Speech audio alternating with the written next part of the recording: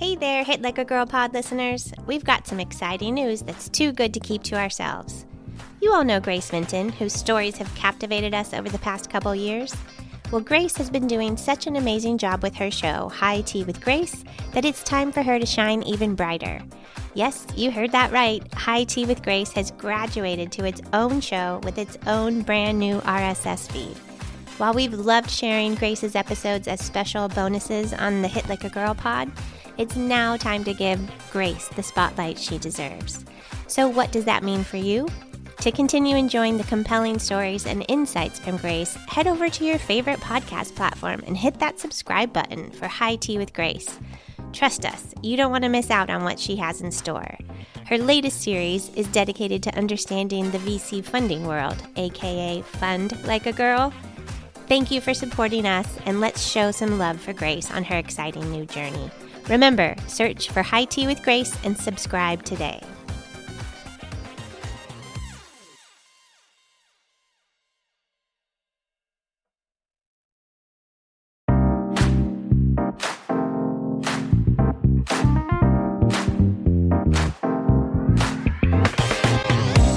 Well, hello there. Welcome to the Hit Like a Girl podcast. My name is Joy Rios, and on this show, we talk about how complicated healthcare is. And I liken it to this crazy 30,000-piece puzzle, and it keeps getting bigger and bigger.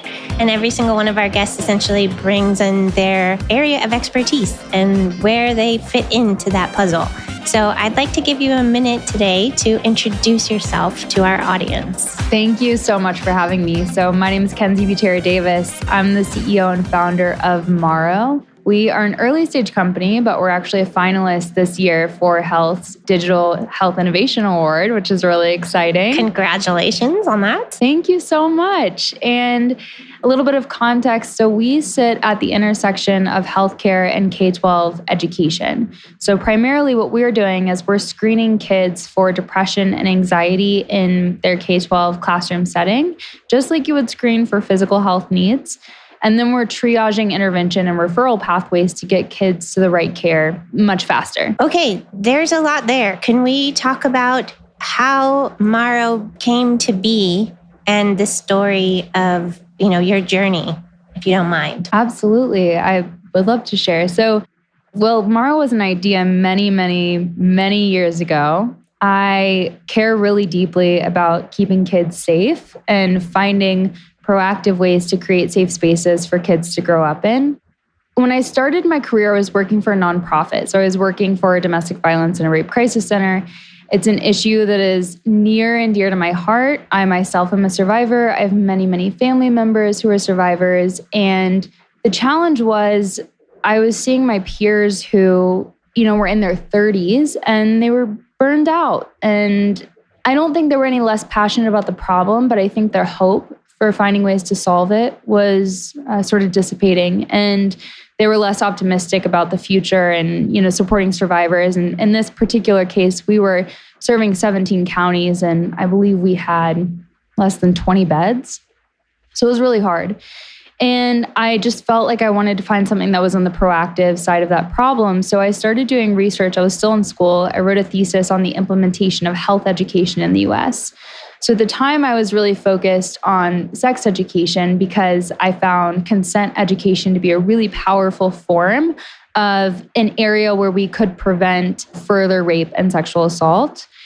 And a lot of the principles that I wrote that thesis on actually applied and transitioned really well to mental health. So I pivoted. My career was working with startups, investing in edtech and healthcare companies through an incredible female-led fund called the Jump Fund in Chattanooga, Tennessee. And ultimately, my heart just kept coming back to wanting to be an operator. And I knew this problem really deeply well, but COVID had happened. The youth mental health crisis was becoming more and more and more apparent. And I knew so many kids who were struggling. And I thought, well, why not apply the foundations of what I wrote my thesis on, but to mental health instead? And ended up meeting an incredible clinical team and spinning it out from there. Okay, there are several questions that I have, so take them in whichever order you want. But one having to do with health education. I feel like we definitely have a lot of work to do in educating people about their health. And so do you take a particular tactic on that? And what does that look like as far as education? It's very broad, but what is it that you're educating on? Great question. So education is a portion of our platform now, but it's not really where we start. We usually start with screening kids. You have this foundation layer of data, and then you can build on that to understand what your school needs, what a family needs, which I can go into a little bit more later. But my stance on, education and our approach to education is one, that it requires multiple parties to be involved for consistent educational experience for a child. And what I mean by that is a teacher needs to be teaching the same thing in the classroom as what, a family is getting exposed to at home, as, what the teacher is learning themselves in professional development. Just meaning the facts and the science and the methodology, it helps if that's really consistent. But the other thing that I've really learned, growing up in a community that wasn't very open to adopting mental health best practices or therapy, and there was a lot of stigma around that, is that it's really important to meet people where they're at with education, which means allowing people to input their own values and just introducing them to the facts in a way that is very, very understandable and very leveling in terms of the language. And so that's something that we've been really passionate about and really trying to implement in our, education is, can we go implement in, New York City as effectively as we can in my hometown in Tennessee? And I think we've done a very good job of that. Okay, so you are sharing that you live in Tennessee, yeah? I live in Montana now, but I'm from Tennessee. All right, but so Tennessee is pretty politically charged right now, specifically around education and a lot of these other ideas where you're talking about having some cohesion among all of these different stakeholders, which they don't seem to have. How do you address that? It's a bigger question than I would say I can directly answer. But what we have done is we've tried to remove politically charged language. So what we've learned is that, in some states, social emotional learning is a bad word. Really? Social and emotional learning in and of itself, bad word. In some states, yes. So they actually prefer mental health education, that term. Okay. You're referring to, very similar, largely the same thing. I mean, when we're referring to our program, we actually are referring to the same thing. But when you level with that language, you get a lot further, and then you're able to establish a common ground and say, okay, so we actually both just care about making sure that this child is safe. Our kids are educated. Our kids know where to find resources if they're struggling. And once you can get to that point of the conversation, it's no longer a politically charged environment. I think you just have to remember that humans have good intentions and they care a lot about kids. And I think we get wrapped up in some of the political nature of the things that we're dealing with today, and they're very sensitive. But if you're willing to just adjust your language and level with people, they'll usually, find a way that there's some common ground and you can relate. And so in other states, mental health is the bad word. And so we talk about social emotional learning and kind of reframing it in that light. And so none of that is intended to be deceiving. It's really just meant to figure out what the common language is and then speak to each other in that common language. And can we talk about some of the stats? I'm sure you have some just sitting at the front of your mind as far as okay, what is it that we're actually concerned with? What difference are we trying to make? Because I'm sure that there are many. Yes. So the stat that I cite all the time that I think is one of the most powerful is that over half of mental illness actually begins before a child is 14 years old. However, there is an average 11-year gap between the first time a child shows a symptom that they're struggling with their mental health until that child receives treatment. And that's from the Children's Hospital Association, both of those stats last year. So really recent data and really scary to understand that there is this 11-year opportunity where we are just not catching kids before they get to the point of care. And at that point, if they don't have the skills, they haven't been equipped with coping mechanisms, that's where we start to see this crisis and this really scary overburdening of our system. So what are some of the questions that are used in the screening process? We use clinically validated screening tools. Our innovation is not in the screenings themselves. It's very much in the technology it's almost, we call it TurboTax for mental health screening. It's the technology that we've built around the screeners. We're using, the GAD-7 for anxiety, the PHQ-9 for depression, and we are starting to add some other clinically validated screeners for things like ADHD, for suicidality, eating disorders, some other areas that we really feel we can have high impact in. And then as far as the resources that you provide once somebody has been screened positively, where do they go from there? Great question. So there are so many incredible emerging teletherapy and telepsychiatry companies that are centered around families. And the challenge for them is they're new. So a lot of families are still learning about them and figuring them out. So we actually partner with them and we direct families to those virtual care solutions that can see them within, 72 hours to a week, a much faster time than a lot of our local resources with, we're hearing up to 6-month wait list in a lot of areas. And we will still ask counselors, are there local support that are available to take kids that you want to refer to with our system? And sometimes there are, but we want to make sure that we're always able to handle the volume and make sure that kids have options, including hybrid and virtual solutions. And then, so are you engaging mostly with the K through 12 schools, but also with health plans? And how does that work? Health plans are on the horizon for us. We are engaging with health systems. We just graduated from an incredible accelerator program called KidsX, which accelerates pediatric health innovations with their member health systems. And our demo day is actually at the health conference this year. And they introduced us to health systems that are so invested in their community that they actually want to cover the cost of Maro for the school districts and for the families in those school districts that all feed into their health system. So whether they're using their ER or their ambulatory practices, they really want to get proactive with their community-based health approach. And they see Maro as a unified solution to do that. That's incredible. Thank you. How far have you guys gotten as far as how many schools you have already contracted with or counties? Yeah, it's a great question. So we are in 5 schools and districts. We estimate that we'll be screening about 13,000 kids here in the next 4 to 5 months. Wow. We have a couple of contracts that are bigger that would get us into a much bigger bracket, but we very much believe in doing things right and doing them with quality. And so regardless of the number, we just want to make sure that we're getting to the right kids and we're treating them well. Can you share any of the lessons or challenges that you have faced already? Because I'm sure that this isn't easy. You guys are doing something that hasn't really been done in this way before. So I imagine that you've come up against some kind of hurdles. What have they been and what have you learned from that? I think one of the hardest things about what we're building is we're building across a lot of different stakeholders. And I think that's important. I mean, our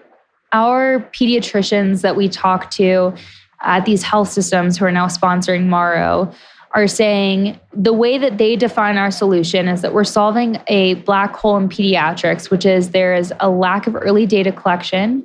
There's a lack of transparency between school, health system, and family. And there's also a lack of just general communication between those groups. And it's really challenging to solve for that. And there's a lot of point solutions that are solving maybe certain aspects of that, but no one that's doing it under one umbrella, one roof, one unified system. And so that's what we are trying to do. And it requires a lot of upfront product build and a lot of buy-in from many stakeholders and communities. And so I would say it's definitely been challenging to navigate that. But the beautiful thing about it is once you figure it out, you build an incredible moat for your company. And that's what we've been working on. That's incredible. So if you can fast forward, where would you like to be 1 and 3 and 5 years from now? Our goal, because we are collecting such a vast amount of data across homeschool and clinic that includes clinical data, also social determinants of health information, we believe that can be used in a really powerful child and patient-centric way to build machine learning models that can predict mental illness as close to onset as possible, meaning that child who's been waiting 11 years for someone to realize they're struggling and flying under the radar,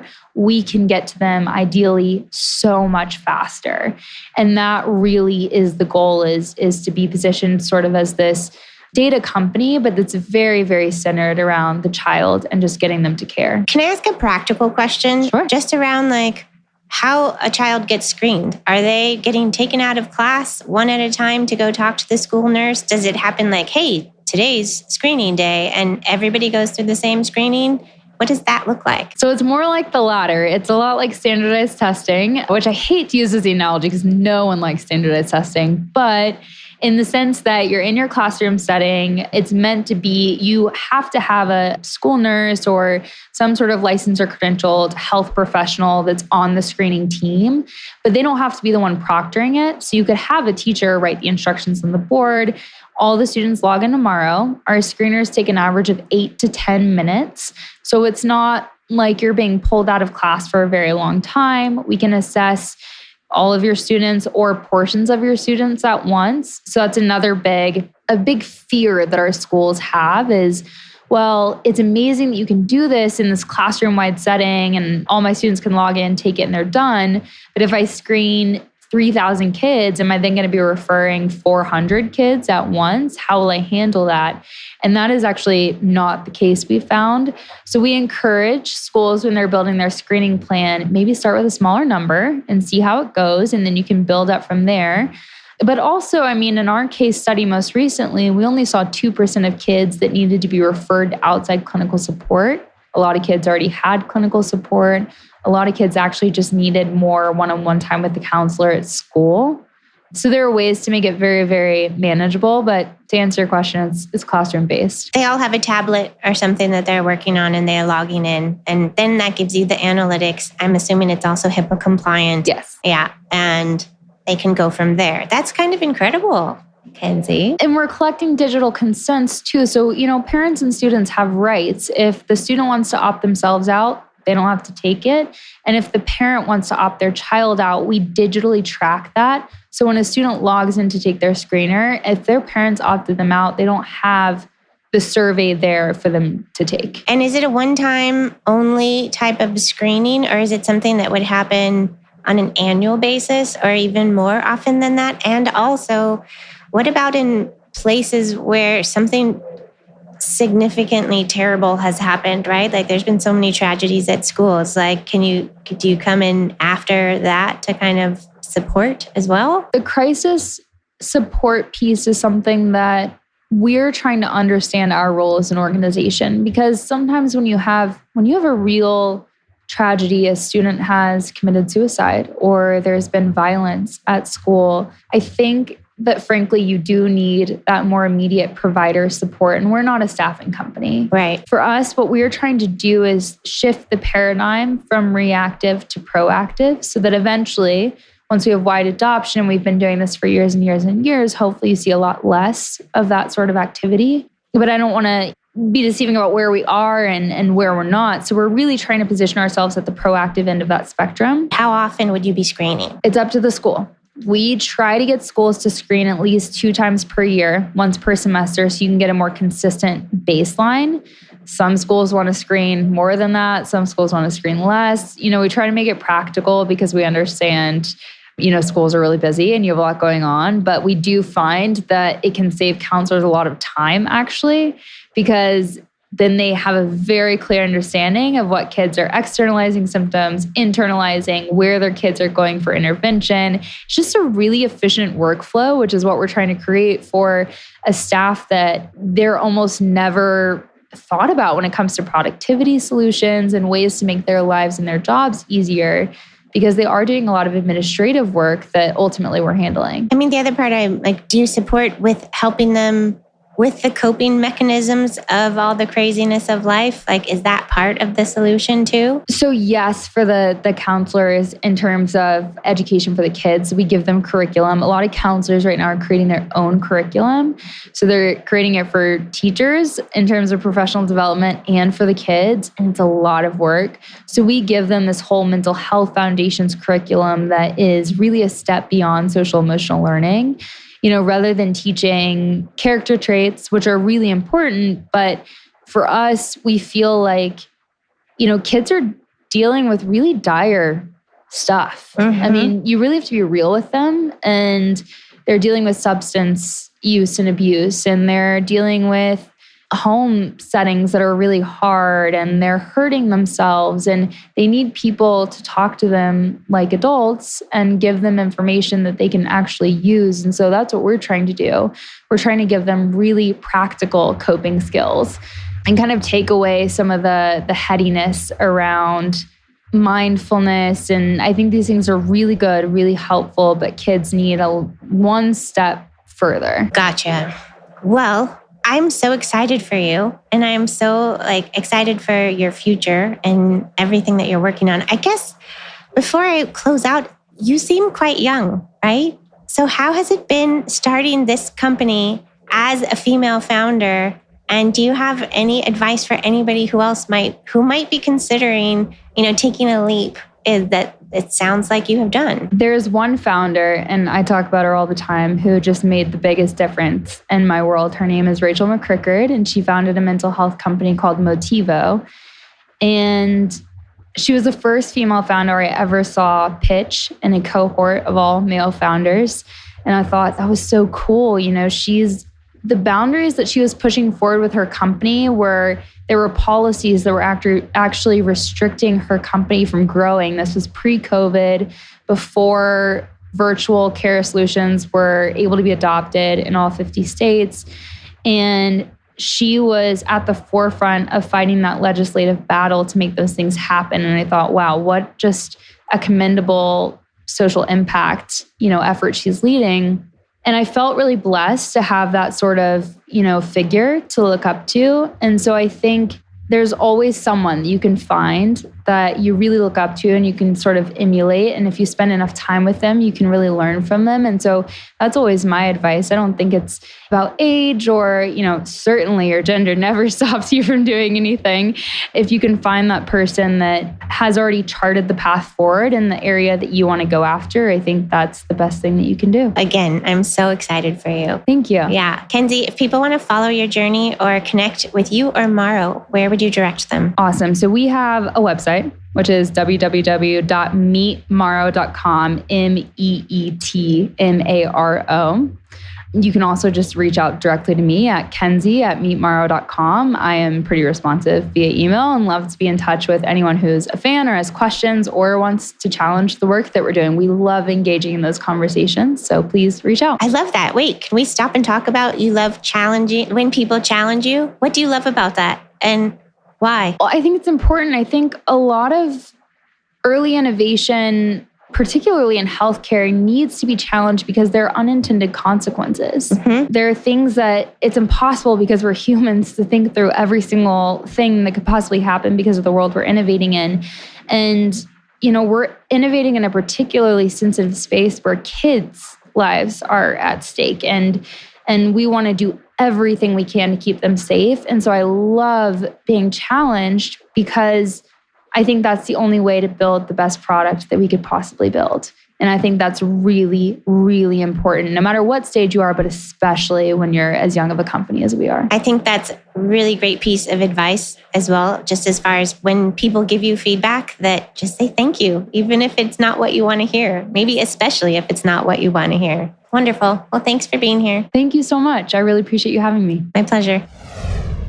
Thanks for listening. You can learn more about us or this guest by going to our website or visiting us on any of the socials with the handle Hit Like a Girl Pod. Thanks again. See you soon. Again, thank you so much for listening to the Hit Like a Girl podcast. I am truly grateful for you, and I'm wondering if you could do me a quick favor. Would you be willing to follow or subscribe to this podcast, or maybe leave us a rating or review? Or if you're feeling extra generous, would you share this episode on your Instagram stories or with a friend? All of those things help us podcasters out so much. I'm the show's host, Joy Rios, and I'll see you next time.